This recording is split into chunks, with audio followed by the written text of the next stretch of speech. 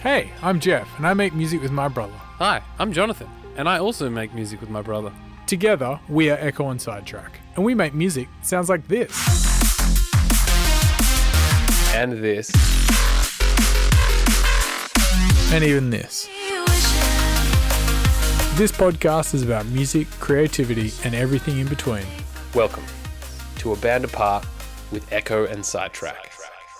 Jeff, welcome to podcast video stage 2. Version what? Version 3. Yeah, for the listener, for the viewer, we are working on setting up a more permanent thing for our podcast. More permanent set. And a more permanent system, because at the moment it's talk us through it. It's just sitting, like we go to a corner in our studio And we set it up. and we set up some lights. This week we've got better lighting and we've got a better camera. Shout out to the DP, the producer. Hey Greg, thanks. Rick, thanks for coming through. But both Jeff and I talk about how we do the podcast, and basically we do it every Thursday. This is really behind the curtain, ladies and gentlemen. We do it every Thursday, and it just takes a while to set up. So we're working out a way we can have a more permanent solution by basically creating a set that we can just come and plug and play. And it's also going to be easier to do and easier to have guests and everything like that, because at the moment it does take a fair bit of time away from what we actually want to do, which is right there, which is finish this fucking remix. There's literally a project open on the computer with an EQ open on one monitor, and there's work. There's literally like work happening just there. If you just get out of the way, thanks. Yeah, and I think we've got 4 people on set though today, because we had to have 4 to for everyone to get SAG union rates. But we're increasing the production value of the podcast, because the podcast is important to us. But it's interesting that we've discussed previously about content creation and how much it can take away from the actual thing that you're meant to do, which is music. And the podcast is content creation. And it's something we love doing, and we both not only enjoy it, but think it's relevant to our relevant to our fans. But yeah, it does take time away from what our actual business is based on. And it can be hard. And sometimes, pardon me, that is the fee of doing business. Yeah. You do have to do a lot of stuff that is not the thing that you got into it for. Yeah. It's like the people that go, I just want to cook, and they're a chef, and all of a sudden they're doing like, why am I spending an hour and a half doing orders and like counting up my stock? Yeah. We have a fun job. But it's still a job. I believe that was said by Cypress Hill at the start of a rap superstar. But yeah, it's just like admin. It's like emails back and forth with agents or managers, or planning a PR campaign or whatever it is. It's the part of the job that isn't as fun. Yeah. And I think as well, when you start off doing a creative endeavor, you don't make any money. But then when you start to make money, that then comes with other responsibility. So at the moment, we don't really make money off the podcast. So we've gone back in this little facet of Ekko and Sidetrack. We've gone back to the start of creation, where we're kind of doing it for the love of it and also like learner mentality. Yeah. It's like beginner mentality. You're like, does this work? Let's try this. Let's try this. Yeah. And we're looking to have a more permanent solution, because we do want this to be a permanent part of our... We're nearly at 100 episodes, Jeff. Gee whiz. We still haven't had Rogan on. Who's your dream guest? My dream guest? I know my dream. I'd love to have D. Trussell on. Duncan Trussell. Oh, yeah. He's a comedian musician. Yeah, I saw his UAD post on Instagram before. I'd also love to have Rob on to mention. Some more of the drum and bass luminaries that we know. I'd love to have Alex on. Prez? Yes, Alex would be a good guest. I'd love to have Seb on. Definitely. There's definitely going to be some podcast and podcasting in summer because we're heading to Europe. We just got announced for Rampage. Yep. Which we're playing at the beginning of July. And there's more stuff coming. And if you're hearing this and you'd like us to play in your town or your city, hit us up and we can give you some details of who to contact. Because we're going to be there for a little while. We're having the 2020 that we didn't get in 2020. Yeah, a little bit. Because I'm saying that because we were booked for Rampage in 2020. Yeah. That has now been postponed into 2022. I'm reluctant to hold on to the past. Like in that respect, some people are like, yes, I'm finally going to get to live that year, as though the last 2 years have been like, nothing. Yeah. I'm just reluctant to use that kind of terminology because I think it's bad for my own brain. Yeah, I understand that. But yes, the festival we are part of is part of a lineup that has rolled over from 2020, which is pretty crazy. But we had, as much as that's a milestone, to be able to go and break our Rampage cherry. What a graphic analogy. Yeah, I don't think popping a cherry is terminology that's kosher anymore. Let's just say that we're doing that for the first time and we're very excited. We have played in Belgium before, but this will be for the first time. And Jonathan, we had a memory, or you had a memory pop up recently. I did. It was about doing something else for the first time. It was when Jonathan lost his virginity. It was. You should tell that story at some point. I think I've told that story. Oh, okay. No, I can tell that story. Nah, it's not maybe important. Not right now, but later today, maybe. So Facebook obviously gives you memories that pop up, and one that I had come up the other day was 10 years ago. 12 years ago? Yeah. 10 or 12 years ago. 12 years ago. It said... Easily 12 years ago. Jeff and I are playing at Bar Open at 9 p.m. Come on down if you want to hear some drum and bass. And I believe that would have been perhaps our first show ever as Ekko and Sidetrack. It was at a bar in Perth called Bar Open, which is now...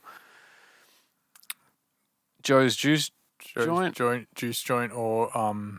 the Western one above it. It's in Northbridge on William Street, one of the kind of dive bars that you get to via the alleyway near Mechanics. Yep. It was put on by Inhibit. Yep, Jeff from Inhibit. If you that's one of his first earlier midweek things. Yeah, and it would have been run by. I think it would have been Jeff, but on the night, the contact would have been Sempi. Yeah, which is Reese from Dead Zodiac, or Mike Devise. Yeah, or Mike Devise. And Jeff and I would have played at 9 on vinyl and CDJs, and it was interesting to come up because, this year, or the past 6 months have been a bit frustrating to say the least. And with show cancellations and COVID and all that jazz. And it was nice to reminisce about one of the first sets that we played and how I kind of remembered how excited we were and how big that was. To not only play there, and I remember planning the set, playing, and afterwards I think Sempi came up to us and was like, that was the best set I've ever heard anyone do. No, he came up and was like, was a bit surprised. I think we didn't go to any nights. We weren't really in the scene at all. Yeah, to set. And they were like, who the fuck are these guys? Yeah, we came out of left field, like Screwmaster. Yeah. And we kind of started going down with Jazza a few weeks before, and then we said, can we give you a mix? And then we gave them like a mix on a CD. Yeah. And then they said, yeah, come and I remember getting like the phone call maybe. Yeah. At home and being like, oh, Jono, we're going to... called the home phone. No, you called the mobile for sure. But this is like, 2009. And he's like, yeah, do you guys want to play opening set? Yeah. And he's like, don't play too heavy and stuff. And we're like, no, okay, awesome. And we just started we're just so excited to play out in the club. Yeah. Do you remember any mixes? I think we would have played Jenga by Furlong or Taskmaster by Furlong. Furlong's a guy, sick producer. On Viper. Used to be on Viper, had a couple of releases. I think did a tune with Culture Shock, did a tune with Brooks Brothers. Might be doing house under a different alias. I want to say we did Panda Style with Rocket by Subfocus. That's not. Or did that come later? That come later. There's a bunch that's like. I reckon it's on a piece of paper, written somewhere in the collection of mixes we've got. Is this before Sweet Harmony? Oh yeah, Sweet Harmony. We were using Sweet Harmony as an intro. Before California remix by Danny Bird? Yeah. Intro? Yeah, absolutely. This is like Gold Rush era. Absolutely. I think we would have just seen. Is this Messiah? Intro could have been Messiah and by Sigma. That ES9 tune by ES9 remix by Futurebound. Nah, it wasn't an ES9 remix by Futurebound. No, it was called ES9, but it was a Futurebound remix. I don't think it was. It was. I thought it was just in a Futurebound mix. No, it's a Futurebound remix. We can fact check that. But this is so. But these are these are records. 65% of the set was on vinyl. Mm-hmm. And we were new to CDJs as well. We'd only used Denons mostly, and at John's house. Yeah, and then we were going into a club using kind of new technology. We maybe played around with them at someone's house. Maybe Eric had CDJs. But this was all new stuff, and we just stood behind the decks, and we're in this little cage. It was very fabric-like in some weird ways. Tiny when the mixing desk was in the corner. Yeah, man, it was so sick. And there was probably 20 people there. Yeah. Oh, there was no one at the beginning, but eventually. And it's funny, we didn't start. Like, we're like, when do we start? And they're like, play. Yeah. And we're like, but no one's here. No one's going to hear this mad intro. Yeah. It was really cool because, and I think the great thing about midweek drum and bass. Yeah, it was a Wednesday night as well. Every Wednesday night, it was like $5 middies of beer. $5 to get in. $5 to get in. Closed at 1, 2. Yeah. And we used to go there. That's what the first place we met Gran Calavera, a.k.a. Tony Gleed, and Lawrence, because they came to see us play, I believe. Yes. Or they just came, and Tony had just moved up from down south, and we gave them a lift home. Yep. It was the first place we met Fetster. First time we properly talked to Carl, a.k.a. Shock One. We talked to Carl a few times, but at clubs. I remember we were playing another set. This is probably when we started. We got like the 10 p.m. slot or like the 11. And I saw him just before, we're putting our vinyl behind the decks and stuff, like getting ready to play. And I was like, is that Shock One? Because you could see it, because the bar was quite small. And I was like, Johnny, Shock One's here. Like, fuck. And then afterwards, he was like, that was really good. Do you guys want to support me and Fet while we play our show? And that's the night we met Fetster. Yeah, at the Cube. I remember I sneezed just before I shook his hand and apologized. But I remember I was a bit sickly when I met him. That would have been around the time you were really weaving a web of lies and deception to different. Yeah, that's right. People you were entwined with. I had a girlfriend at the time that I wanted to break up with, but I didn't know how because I was a child, and she was a little intense. And I think that there was a night down at Beat Mash where I said to her, like, oh, I'm not playing tonight, so don't worry about coming. Or there was something, but I remember saying it to Jeff.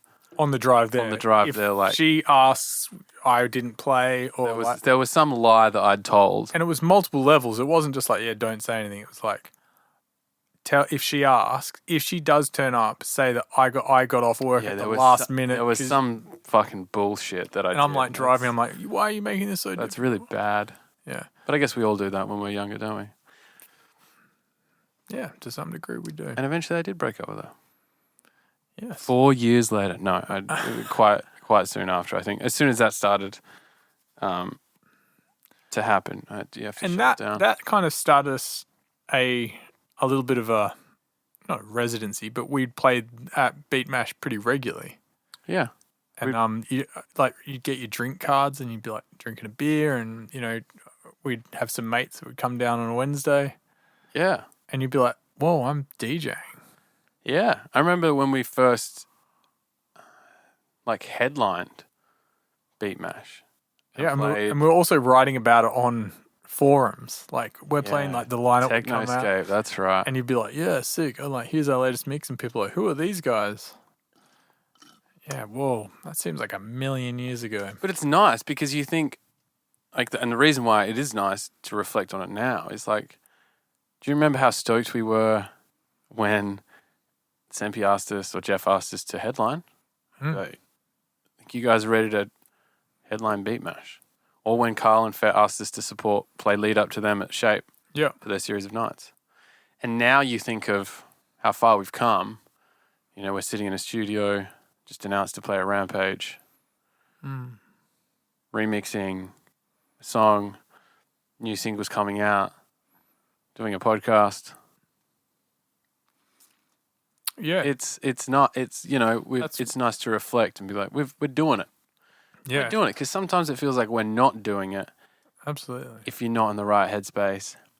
And I think the past couple of weeks on the podcast, we've been a bit low. And I think that's going to change. That's on the way up. Well, I wrote in my journal this morning that I feel like it's a bit of a turn. I'm ready for a turn because I think what happened? There was just a bit of spit that came off there. Do you want to tell a story about the other little incident you had? Nah. No? You're going to keep that one? I think it's pretty lowbrow. That's very lowbrow. I mean, we're pretty lowbrow. Yeah, but let's just say something happened to Jonathan that was a filthy, absent-minded mistake. I'm really coming off like a piece of shit in this episode. You're on a piece of shit, buddy. Yeah, I think you were writing in your journal. Yes. Okay. So I was writing in my journal and I said that this is going to be a bit of a turn. I'm ready for a turn. Yeah. It's my birthday on Saturday. I was working out whether or not I wanted to have some sort of an event or invite people. And I'm like, it's a bit of a fucking thing at the moment with COVID.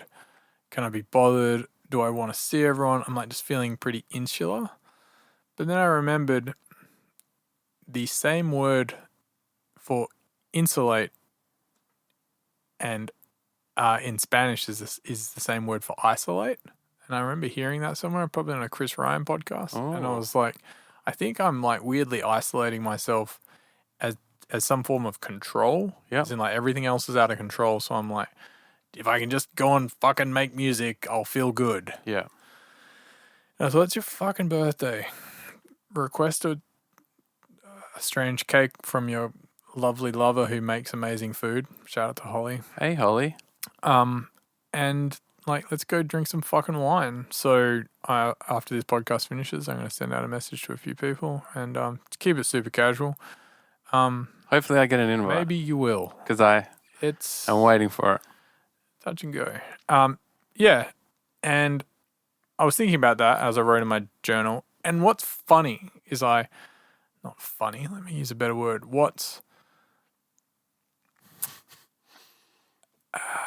Humorous? No.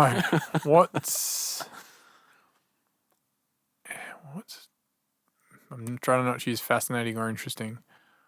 What is... Intriguing? Yeah, sure. Intriguing. Is making you think deeper about something. Yeah, okay. What's intriguing is I started off writing that things weren't good. I wasn't feeling good. Mm-hmm. And then I just had this moment in my head. I was like, I can turn this around. Like, I can write good stuff. And I was like, I can't remember exactly what I wrote, but it was like, my birthday's coming and I'm not sure if I feel like doing anything. And then I was like, oh, I wrote. That's a weird thing to say. I don't like using should.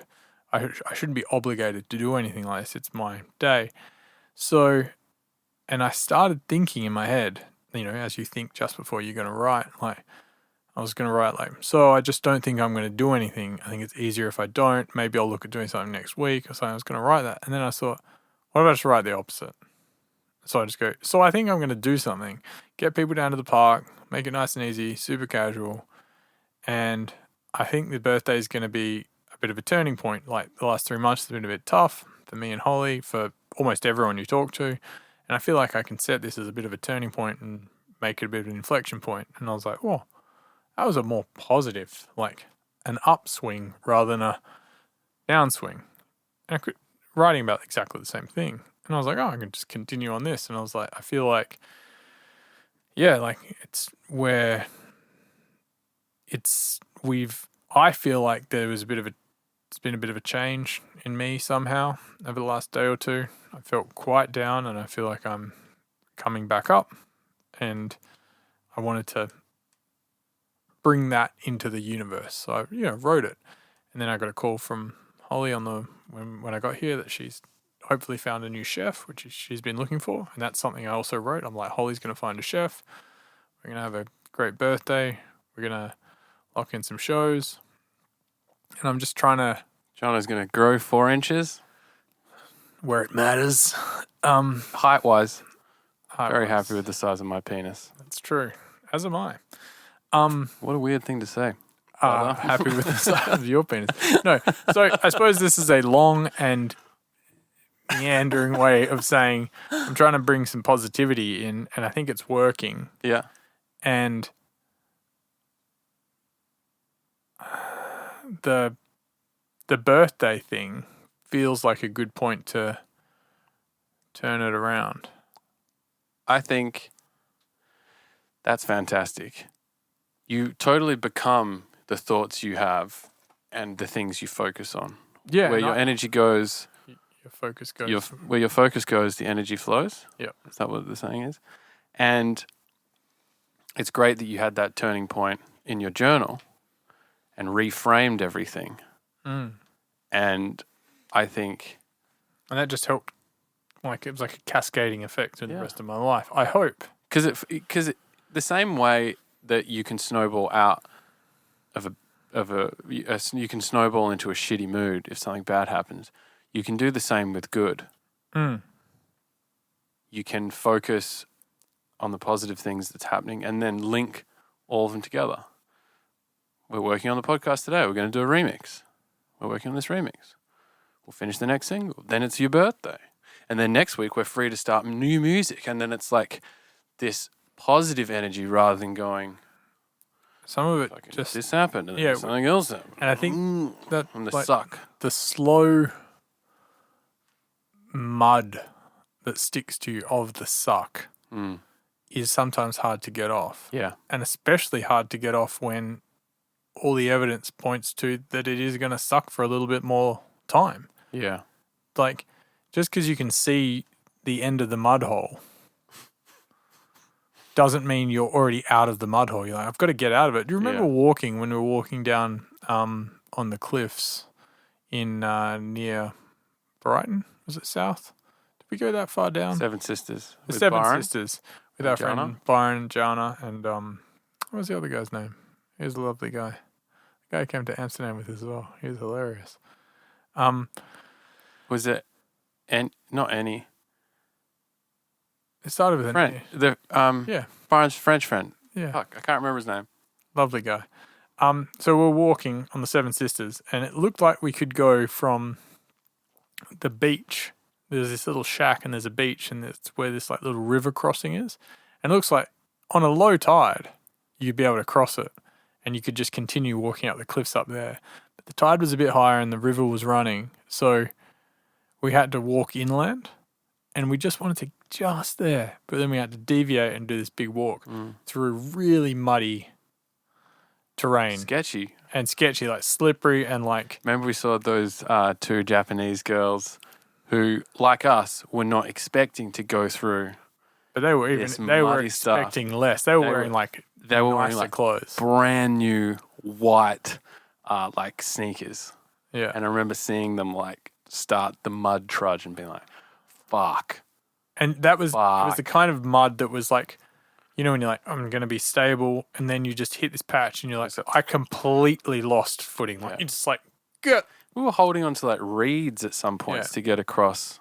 That was a good adventure. It was a great adventure. There's a great picture I have on my phone of you talking to a cow, a long-haired cow. They're the best. If anyone is in the UK, you should go and hasn't done it before. Walking the Seven Sisters is a great thing to do. Great way to spend 8 hours or so. But yes, go on.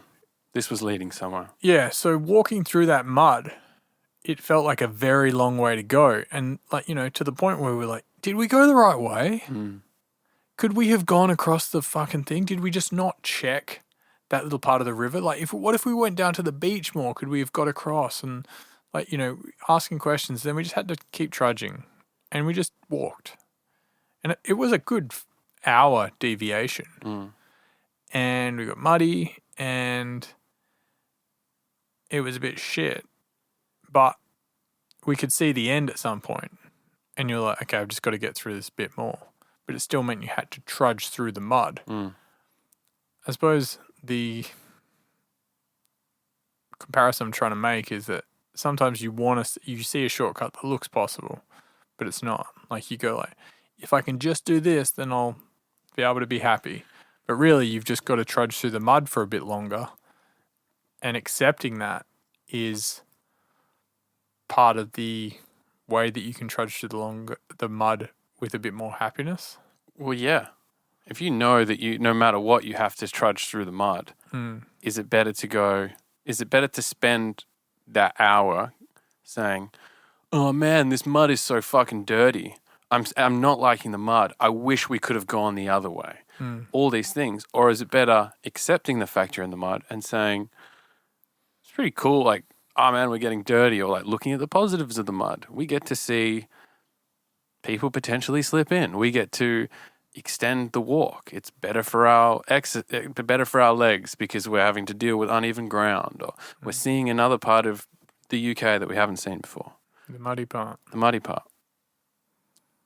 All those positives, like turning the loss into a gain. There's a better way to say that Tim Ferriss talks about. Don't measure the gap, measure the gain. Or something like that.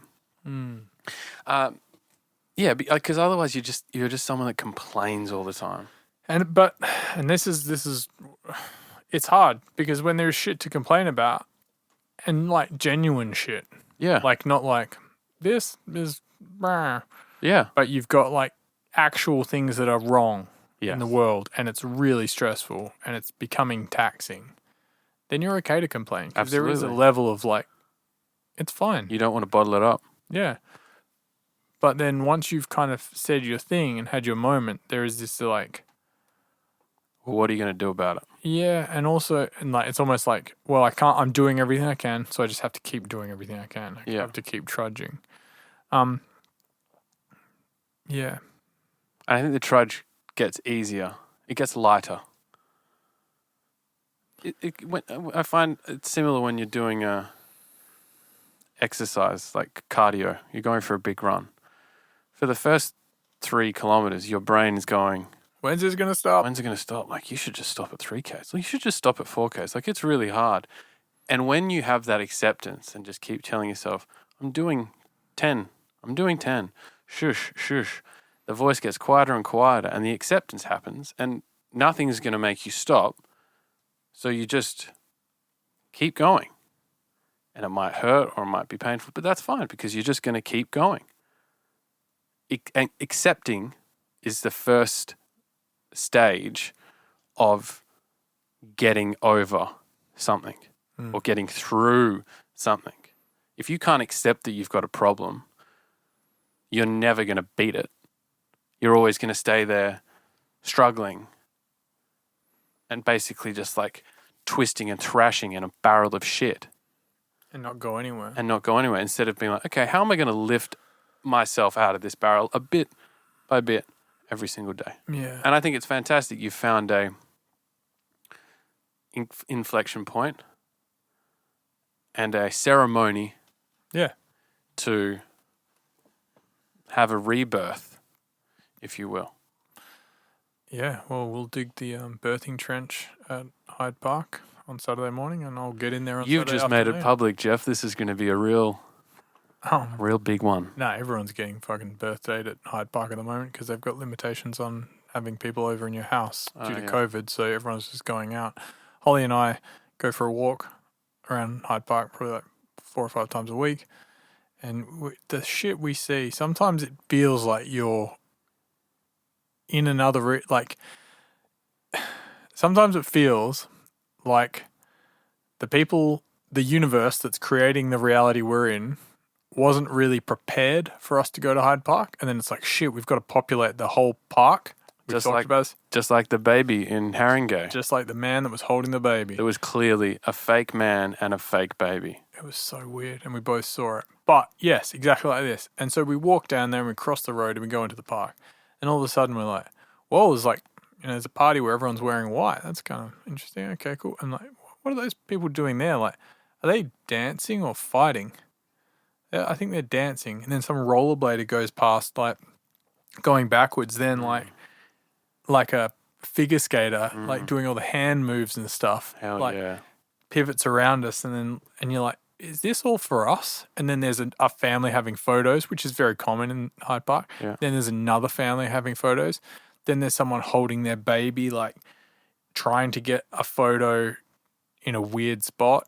And then there's a weird duck that we've never seen before. And it's almost like they were like, oh, we don't have to populate the Hyde Park scene for Jeff and Holly. At the moment, we're going to use the rendering time elsewhere. And they're like, oh shit, they're going to the park. All right, just throw everything out there. Like, put all this stuff in. And, someone got hit around the head for some of the random shit we saw the other week. Like, no, it's not the time to use dancing people. That's ridiculous. Don't use, I didn't even think they'd look over there. Like, well, they can look anywhere. And they did look over there. You got The Apprentice. Yeah. The Apprentice Universal propagator. Builder. And there was even there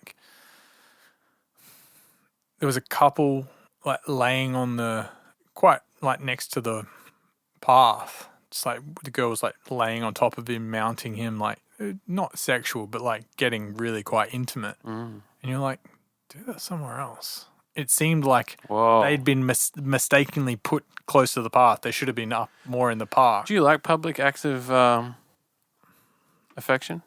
Yeah, but I think there's also a nice privacy to some things. Like if you're in a park and you're hugging and you're talking, you're looking at the sky and it's fucking lovely and you kiss and everything like that.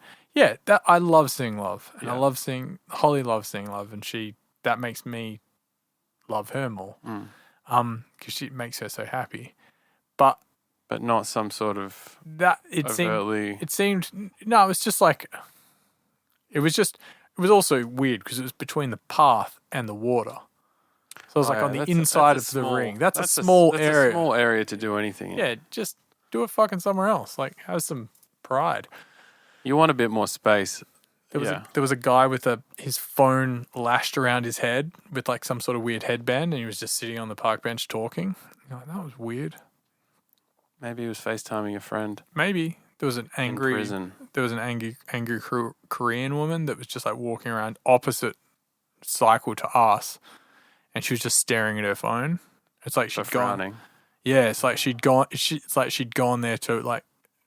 Her thing is to walk around the lake and watch like Korean soap operas, because we have walked behind her at one point and I was like, what's she looking at? And it's like, and it was like a Korean drama. Yeah, and she's just furious at it, and I'm like, whoa. I don't really understand people that can walk and watch something at the same time. I've seen people do that on the coast before. No, yeah, don't do that. Like they're either FaceTiming someone while they're walking or they're watching like a YouTube video. Yeah, I can't do that.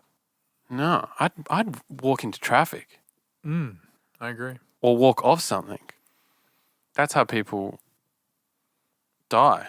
Absolutely. Why did I start talking about Hyde Park? Because you love it. I do love it. It's fucking beautiful. And that's where the birthday's happening. Yep. At some point, at some place on the whole quadrant I of reckon Hyde it'd be Park. so funny if some random listener rocked up. Don't come. Invasion of privacy. Or do. No, don't. Let's just keep it at don't. Let's keep it at don't. You're going to talk about something else. Yeah, what was I going to talk about? I'm not sure. I wanted to talk about the first gig. And then you talked about your journaling and how you're feeling. Back to the journaling thing. If we had done this podcast on Tuesday, I would have said this is fucked, and I wouldn't have wanted to do a podcast. I felt very frustrated. What has anything changed? I spoke to someone who was not in the world, which was good. Wow, that sounds like I fucking crossed over with John Edwards. No, I spoke to my mate Byron, who's in Melbourne, who's had his fair share of tough things and gone through some stuff, and he's actually studying psychology and is a great listener and a great person with great ideas. I do have something to say after this. And he gave me some insight over a few short phone calls and just like gave me a little bit of breathing space. And I think sometimes speaking to someone who's not in it with you can be helpful. I completely agree. I think it's complete because it's complete perspective. I think sometimes you and I talk to each other about this stuff a little too much. Or that's what I said in that message the other day. It's like I'm over discussing it. This is where it's like talking as you walk up the hill. You just keep talking about how hard it is to walk up the hill, and like, how can we climb this bit? It's like let's just fucking keep going. Yeah, like, absolutely, and focus on other things. My shoes are really tight. Your shoes are really cool. I commented on them before. Thanks. They're Adidas SC Premiers, and they're completely vegan. I think I'm not a vegan, but they're just like made of plastic and all sorts of other things. Recyclable. Good work. And it says, this shoe alone will not save the planet. However, we challenge our creation process in creating the shoe. It's like all recycled rubber and all sorts of stuff. But I fear it may be a half size too small, but I'm going to break them in. One of the things I've thought about this week. Cool story, Jeff. Is that I thought of when you said that you'd spoken to Byron and talking about people outside perspective. I thought of my friends that I'd made in London. And shout out to them. And how it's difficult to where you are geographically dictates how much you speak to some people. Absolutely, I feel that. And while I've had some great conversations with friends over there, like I talked to Max like 3 weeks ago. I think I talked to Seb on the phone 2 weeks before that. It's not enough. And how much that's something I really miss. Like I haven't caught up with Jim and Shawnee in quite a while. Haven't spoken to Rob in quite a while. Deacon. There's all these people, Delia. There's all these people that you like, you talk to every week, every 2 weeks when you're there. Or you see them. Or that you see them. And then back here, I'm not talking to those people as much. But I'm also not talking, it's not like I'm talking to more people here. They haven't been replaced. Yeah. And I've started to recognize that it's harder to do that as you get older. It's like it's more taxing. You feel like there's less time. But I think I need to have a conversation. Like it's been really nice, obviously, speaking to James, but I think I need to just knock off a couple of those conversations to fill up my cup with outside perspective and a bit of outside positivity. Yeah, and also positivity from people who are actually in our industry. I don't think we've said this before. There's not enough people in our industry here that we interact with on a daily basis. Yeah, and it's really hard because there's just less people, but also like it is fairly isolated, so that you can feel like you're really out flying solo when there's actually more people around us when we go over there. Yeah, absolutely. And it feels like you're part of a bit more of a family, and like, oh yeah, everyone's doing this thing, and yeah, not to slag off Perth, it's a lovely place, but it does have its downfalls. It's pretty any isolated city if you're doing a specific thing. Yeah, like I can imagine Perth being quite isolating for a range of jobs and industries that aren't exactly popping off here. Yeah, but I think that you've just got to make more of an effort to reach out to people. You got to make those phone calls. I can actually think of someone that I told I would speak to them a month ago, and I still haven't, which I need to remedy today. I'm sorry, Sam Blaine Stranger. Oh, Sam, when we eat lunch, we should call him and see how he's going. I think that's a good idea. Any humorous tale? Any parting words? You always want a humorous tale. I always want a fucking funny story. I need more laughter because we don't. You know what? We need to do more fun shit. Yeah, because I know. because we're spending so much time in the studio. We're either studio or working. Or doing fucking admin. Like, what are you doing in Ableton today? I'm writing fucking emails. Exactly. So, like, we're not doing enough fun stuff. Yeah. To have fun, to have fun stories. It's like the comedians talk about, like, you're not living life. You're not picking up life stories you just have funny experiences. No. You're just, like, going from the comedy club to the airport. And then your jokes start to become about being a comedian. Yeah. It's like us just talking about production. It's not particularly interesting. And it's not even particularly interesting for us. No, but it's just what we know. Yeah. Inject wonder into your life, buddy. Yeah. Let's go to a water slide on Saturday. Ooh, I have something that I'm going to bring up with you. And fuck it, I'll do it now. On the podcast you did with Fred while I was away, you talked about rollercoasters and how you'd never been on one. I've never been on one either. Do you want to make a pledge that we will go to, like... Pledge is a big word. Alton Towers or one of those places while we're in the UK. We'll go to a theme park and we'll have a day and we'll go and see and get on some of these wild rides. I will do that if we can go with Fred. I'd love to go with Fred. And Josh. I reckon that'd be beautiful. Might be hard to get them both down, but... Yeah, I will make a pledge. Holly would love... She said the other day, she was like, I would love to see you and Jono go on a roller coaster for the first time. Yeah. Because, I don't know if I'd, like, scream, like, whoa, this is fun. Like, I'm not particularly, like, a woo type of person. But I don't know what I'd do. I think you'd react how you'd react in the moment. It's not like you're like...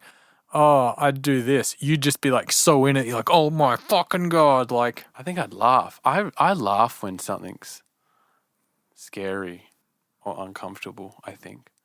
Like maniacally. I think okay. I pledge to go on a roller coaster this summer in the UK. You heard it first. And it's weird because part of me goes, yeah, that's fucking exciting. The other part of me goes, that's scary. But I think we got to pledge to do something scary. Let's pledge. And that's not even fucking scary. There's literally right now a child on a roller coaster being like, boring. I've been on this thing a million times before. Yeah. So it's, we think it's a frontier, but for someone it's just fucking another day in the park. The theme park. Yeah. Walk in the park. That's what I meant to say. Yeah. Okay. No, I can do that. Think about some other things you like to do. Something I've been thinking about is a bit more of a bucket list. I don't have a bucket list. I've always thought it was a bit lame. Okay. Because it was a movie and people were like, what's on your bucket list? Great movie though. I've never seen it. Jack Nicholson, Morgan Freeman. Yes. I'd like to see it in some weird way because it was written about at the end of Phil Knight's autobiography, he's the creator of Nike. Really great book if you haven't read it. What's the book called? Shoe Dog. and it's not completely autobiographical because it takes place over starts in the 60s, and it doesn't go all the way up to like 2010 or whatever. It like gets to a certain point, and it really covers the nitty gritty of starting a business in the 60s and 70s and like the grind, which is what makes it such a good book. But he talks about bucket list, and I was like, maybe I should watch it. But I've also recently bought a little book that is a bucket list book to write in, and I've been thinking more about it, and I'm like, I want to add some things in because I want to remember doing some of these cool things, but I also want to aim for some things because otherwise... What's one of your bucket list? I want to swim in the Mediterranean. And that's quite easy to do. Again, like ride a fucking roller coaster. Yeah. But it's been percolating in the back of my head, like something I want to do, but I haven't realized how much I want to do it until probably the last 2.5 years. Again, when we were planning to swim in the Mediterranean in 2020. Yeah. So, yeah, I'm going to start writing some of these things down and like how I can make them a bit more of a reality because, like it or not, actually, that's not the right thing to say. Like it or not, you're going to die? No. Shout out to Slifer in the Matrix. No. Believe it or not. You piece of shit, you're still going to burn. That's a deep cut. No, believe it or not, the world is going to return to the ability to travel, the ability to make money, play shows and all sorts of stuff. So starting to think more like that is going to be helpful to your mental state, my mental state during this time of like uncertainty. Starting to think open rather than insular. Yes. Insulate, isolate. Yeah. Same thing. I'm trying to open up. I'd love to see that. To make because the last 3 months has definitely been tight. The more you open the hole, the more stuff you're going to get in there. Absolutely. And the more room you have for positivity just to be jammed in there by, friends anywhere. Passes by. Friends past, present, and future. Yeah. Because I think you're going to be a happy guy once it's filled. Yep. Essentially, I just need my hole filled with positivity. And I think I'm the guy to do it. I think there's other people that are more qualified. But I'm prepared. I can maybe just throw in a bit of gold or something. Loose change. Yeah. Do you have a bucket list item before? Just a bucket list item, just something that's like, have you ever thought about it? I think we've talked about it on the podcast before. But I'm actually I think this weekend I'm going to write some things down. Because you can also write things down and be like, oh, I can do that really quickly and really easily. I'd like to go to Pinewood Studios in the UK and have a tour. Oh, that's cool. And perhaps get some sort of backstage access. Jonathan, we need you to shoot this scene. But I'm not a DP. Yes, you are. No, I'd like to go. Oh yeah, you know what? Actually, I want to do. And I was talking to James about this the other day, and she's. Shout out to James. Hey James. She's putting some things in place. Whoa. I want to go to a manor, large ball-esque situation, like a masquerade ball or something. Man in the Iron Mask spec. And it's that plus a murder mystery. Ooh. So it's like it's kind of a bit like Eyes Wide Shut meets Detective on a Train. Who's that guy? Perot. So we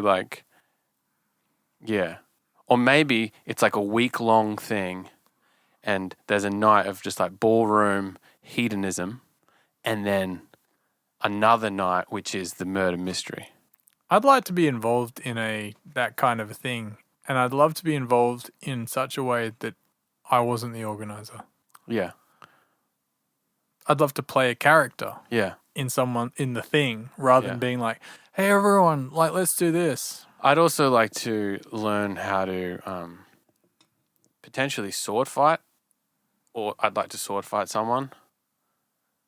As I get older, You're regressing more into your 1600 self. No, I'm recognizing that there's things that I used to do for fun that I stopped doing because people gave me shit for. Oh. And it's the biggest regret of my life. If I got a regret, it's that. Or being worried what other people think. Yeah, and I remember being like, I think like making silly movies is one of them. Yeah, for sure. I remember, when I would make videos on that camera you got me from Vietnam, and trying to convince my friends to come over and make a movie, and doing it a couple times, but then they'd be like, "This is lame.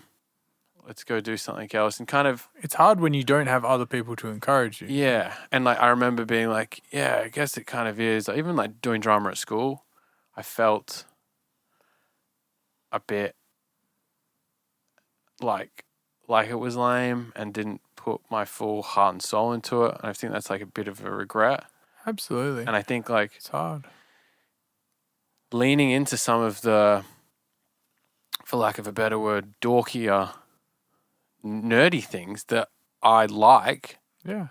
Like fantasy and like I'm not saying that I wanted to live action role that I'd be a complete LARPer, live action role player, but I could 100% go to a medieval fair and challenge someone in some sort of sword fighting battle and have a lot of fun doing it. And like doing some archery and like what's a bucket list thing? I would like to ride on the back of a horse, learn how to ride horses, and then do like a trek on a horse somewhere like where maybe like a cattle run. You're in Wyoming. Maybe in Wyoming, or like in like northern Spain, like Hidalgo spec. I think one of the saddest things of anyone's life, and something we probably spend a bunch of time trying to redo or recalibrate, is the loss of the spark. Yeah. Like, and how easy the spark is to be lost. Because it's like, I envy anyone that can, like, the fire's so bright that it doesn't go out when people say things, or the naysayers say they can't, or they have enough people around them that say they can, therefore that light just gets brighter fast. And I think we've been lucky enough to have parents that are very supportive and have allowed this dream of production and music making to happen, instead of saying, go get a real job. They've been encouraging, and a lot of people don't have that. And supportive. But there's other aspects of our lives that I think we have been too prey on other people's opinions. Mm-hmm.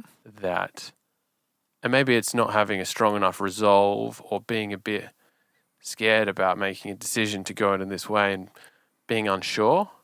And for myself, I've definitely been too,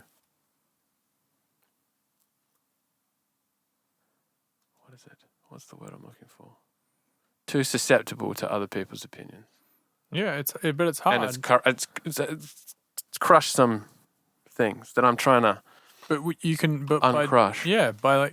Don't even try and uncrush it. Just be like, okay, I got a new dream. It's my new dream, and it's like, it's part of the old thing. But yeah, working out some of those things that made you happy as a kid and coming back to them is really important, and going, I can do whatever I want. Yeah. This is really good. Like, and I'm sorry if I have influenced some of that thinking. I know I definitely have. Probably told you that you couldn't when I should have been saying you can. Yeah, absolutely. But in so many ways, some of the you couldn't is because I felt like I couldn't. Yeah. So I'm like, no, you're not going to do it either. And that's really hard to accept. Yeah. And it's hard to go, fuck, I think I lost like 10 years of my life to saying I couldn't do things when really I could have. And it's hard to accept now, but I'm glad I can accept some of it now rather than being a lot older and being like, oh, I wasted that, or like, you know, I have like wake up one day and be like, what the fuck am I doing? Yeah. Because that's what a lot of people do. Yeah. And I'm not waking up and going, what the fuck am I doing? I'm like waking up and being like, I wish I was here earlier, but I'm glad I'm fucking here. Do you remember that day we were driving to bookend it on the way home from a Beat Mash show? It was a year into us ever playing shows. And you said to me, I'm so glad we started a year ago. Yeah. Because we could have easily waited to try and get a gig till now, and then we'd be a year behind.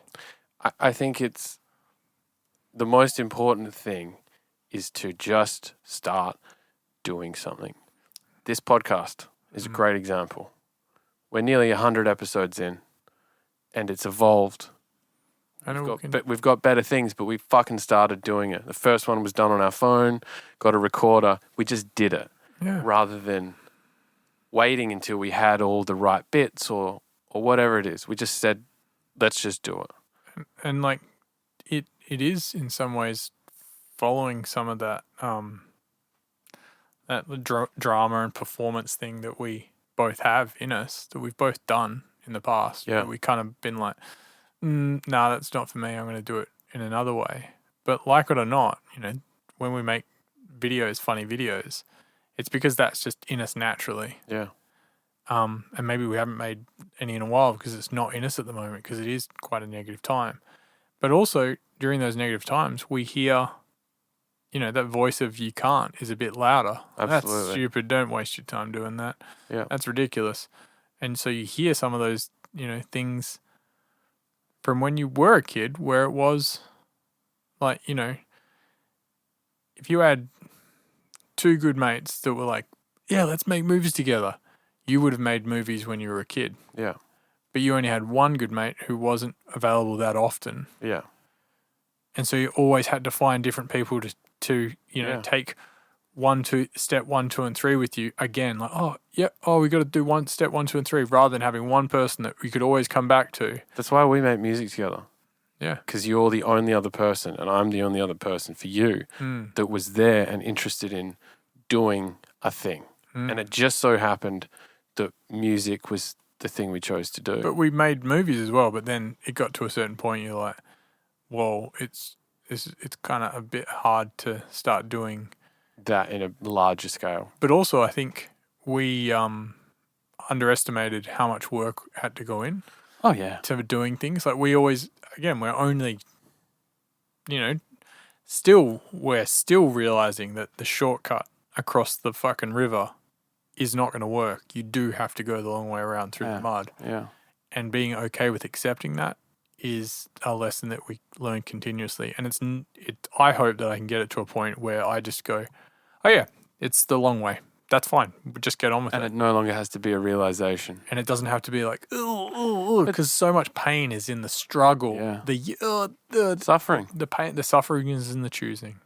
Yeah, absolutely. I'm glad that you're feeling better, and I'm glad that the ceremony this weekend is going to be a rebirthing, and that it's a shift in both of our mentalities and a shift for the positive. Let's focus on the Mediterranean and roller coasters. Let's do it. Thank you for having the conversation with me. Thank you. I love you, buddy. I love you too. Let's do some cool shit. Thanks for listening to this week's podcast. We are Ekko and Sidetrack on all social media. We've recently updated our YouTube. Go and give that a subscribe so you can keep up to date with all the latest video podcasts. And follow us on Spotify too so you can keep up to date with all our latest music releases. Big up.